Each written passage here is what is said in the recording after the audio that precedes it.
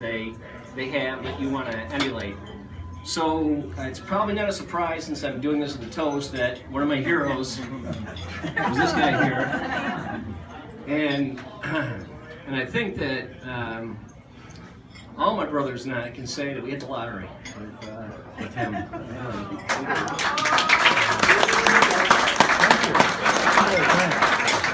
So he works hard. He's worked hard all his life and modeled that. He's played hard.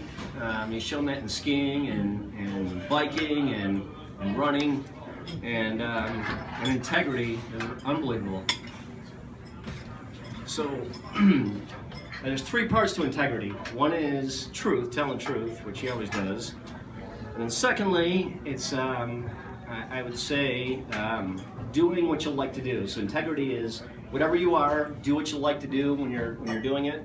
And so again, he has done his entire life exactly what he wants to do when he wants to do it. So, he is an unbelievable role model for. My mother may argue that that's actually a valuable trait, but I would argue in terms of integrity. And then the third thing is he has, again, started his own businesses. He's done exactly what he wants to do in his integrity. So just unbelievable, just being who he is, being the right person. And again, my brothers and I hit the lotto. So thank you for helping me.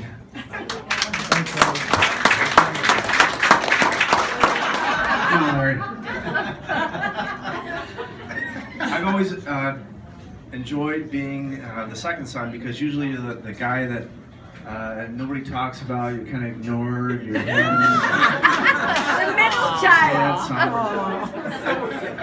Anyways, my story is, my sad story is that when I was in college, I was kind of struggling with making decisions, doing the right thing, being a good citizen, and what I finally started to figure out at a certain point was I would ask myself what my dad would do if he was in that situation.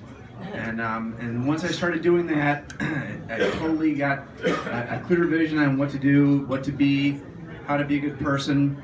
And my best story is at one point when I was going for my one of my degrees, my dad and I were working together, and I was we were remodeling Hemlock. It was an apartment house in Hemlock. It was just beat to shit. It was an old house, and I was going to do the framing this way, and the plumbing this way, and the construction this way. And my dad said, "No, you're doing this, this, and this." And I said, "Well, I guess we're not going to agree on anything today." And he smiled and said, "Yeah, you're right." And we just went ahead and did it. Who went ahead and did it? So your way or his way? You did or he did? It worked out wonderful. Who went ahead and did it? We agreed to disagree. So I've always felt very, very fortunate to have a person in my life that when I was not sure what to do, one way or the other, without asking my wife, was to think about what my dad would do. And it always led me to the right decision. So we're very fortunate today to be on his 80th birthday. And my mom, who's a wonderful person also to support him and keep him going. Yes. Rita! Yeah!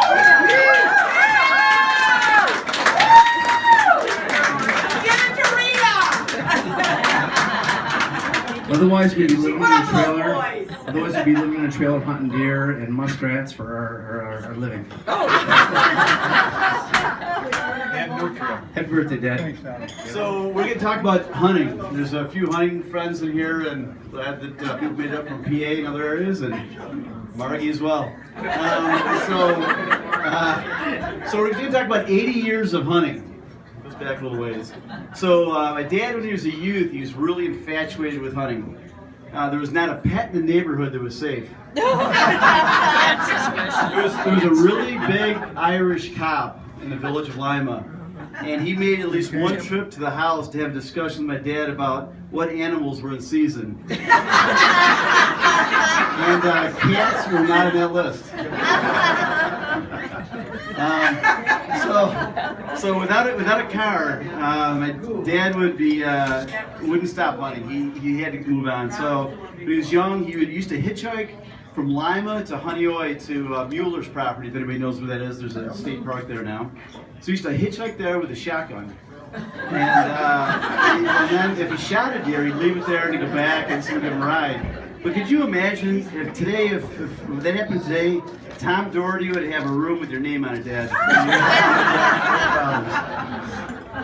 An unconventional type of hunting is really to get the prey to come in is baiting, and baiting is illegal in New York, as many of you know.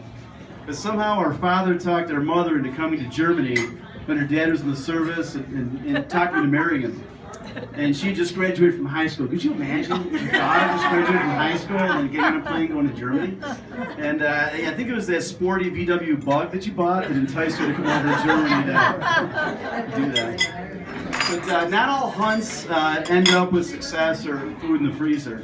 In Allegheny State Park, Dad and his buddy, who was a founder of Paytech, big company in Rochester, found their way behind bars over misunderstanding and hunting regulations. Neither of them had enough money for bail and had to spend time in a cell until another buddy could bail them out. Did you and Otto ever write your name on the wall or anything like that in jail? Okay. The infamous father-son ski trip we've been doing now for about 37 years started with Freddie Hershey and my dad back in 1980-81, thereabouts. And that trip was hijacked by a bird. Fred Hershey, Bob Madigan, Bill Harvey, and our father were all serious hunters. And that night they learned from a bartender a secret bird call. Any of you guys remember what that bird call was? Gobble, gobble, gobble. That's right. Dad, you remember that? Bird call? Gobble, gobble, gobble? No, I don't remember. It was old granddad. Days old granddad. No, it was wild turkey. Or wild dog. Yeah, so they learned that, and the turkey call was mastered by my dad that night, and it was the last time he ever drank a drop of alcohol. So he was educated. He was very happy, yeah. You remember that, Jim? So to ensure that bartenders and sheriffs couldn't interfere with Dad's hunting, he bought property in Allegheny County, a couple of acres. Over the past 30 plus years, there have been no arrests or wild turkey calls that we're aware of. And many deer and turkey have been taken off the property since that time. And the interesting thing is this past year, so this past May, my dad and Ned Holmes actually shot a turkey. And turkey, if you're a hunter, you know that turkey have the most acute sense of sight, smell, and around them. So my only question to you, were you hunting at night? How did you shoot that? Okay. So whether it was skiing, it was riding his bike cross country, it was cleaning chimneys, it was burning down garages or barns to the ground, Dad was always very enthusiastic in everything he did. So with that, we'd like to toast you to 80 years of a successful run.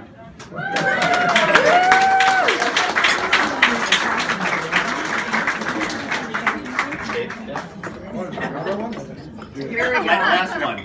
So, poor Tom was, he was a forgotten child on the last one, so I was probably forgotten along the way as well, but I don't feel bad about it. So, thank you to certainly my father and my mother also. Certainly everything that my father has, that my brothers have talked about, my father has done for. Use the microphone.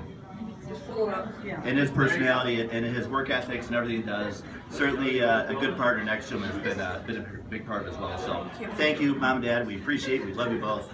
They didn't say that, did they? No. My brothers aren't very smart, though.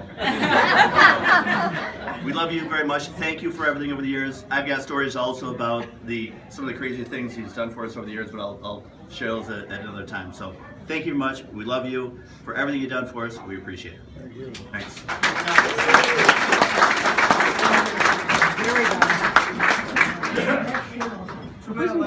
I wasn't going to say anything, but I had to say a few things that I want to say.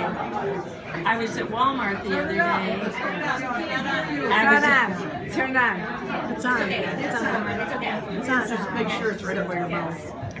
I was at Walmart the other day, and I had a call on my cell phone from one of our daughters-in-law, and we started talking. Start again. Okay. I was at Walmart the other day, and my cell phone rang, and it was one of our daughters-in-law, and we started talking, and she was saying, and I don't know how we got into such emotional stuff, but I was actually had tears in my eyes at Walmart. But she was saying what attracted to her to one of our sons was how kind he was and how considerate and his work ethic, and she went on, and I said, you don't have to tell me anything about this because I know exactly what you're saying. I said, this is what attracted me to Jim. And I mean, I always say we did everything ass backwards. We got married very young. Jim was in the Army. I went to Berlin. We had Larry right away. 11 months later. Yeah. And then we had 3 more. Then we found out what was causing this, and so we went to Dr. Stop, I think, or something. Jim did, but on his lunch hour.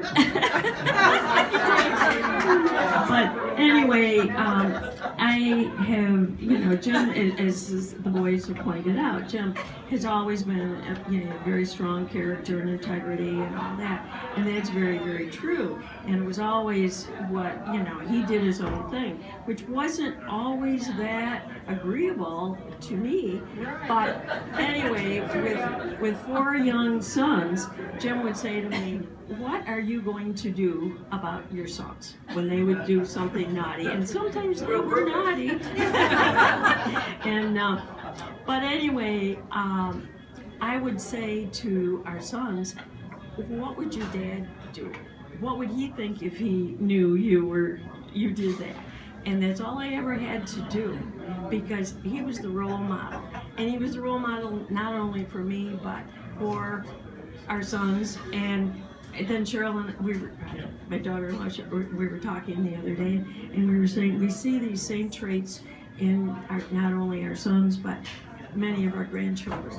Some we're still working on, but anyway. But I have a letter here from a tenant of ours, and that isn't always a great relationship when you are a landlord. But there was a letter from a woman who wrote us this letter a couple of years ago, and she said, and this was many, many years ago, she was going through a bad divorce. She had young children. She didn't have a job. And Jim Simpson trusted her and gave her a chance and a good place to live until she got on her feet. And she pointed out that it totally changed her life. She started, and she said, to this day, this woman is amazing. And when this letter came, I'm thinking, oh my God, we never see this woman. But she's on the ambulance squad. She does all kinds of volunteer work at church. And she said, but he was the impetus for her, and it just made her, she said her whole life changed. And this is why she does what she does, because what Jim did for her. And so we are all so proud of Jim. He has handled not only the good times, but he handles the bad times so well. And we all, as we get older, we do run into some bad times.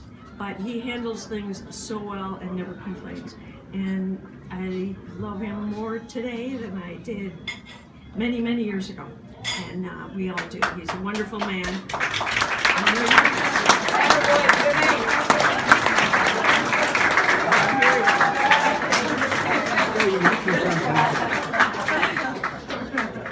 Tell the truth, Joe.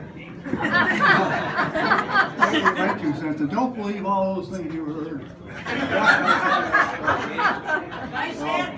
But seriously, I want to thank everyone for coming, first of all. Put it up closer.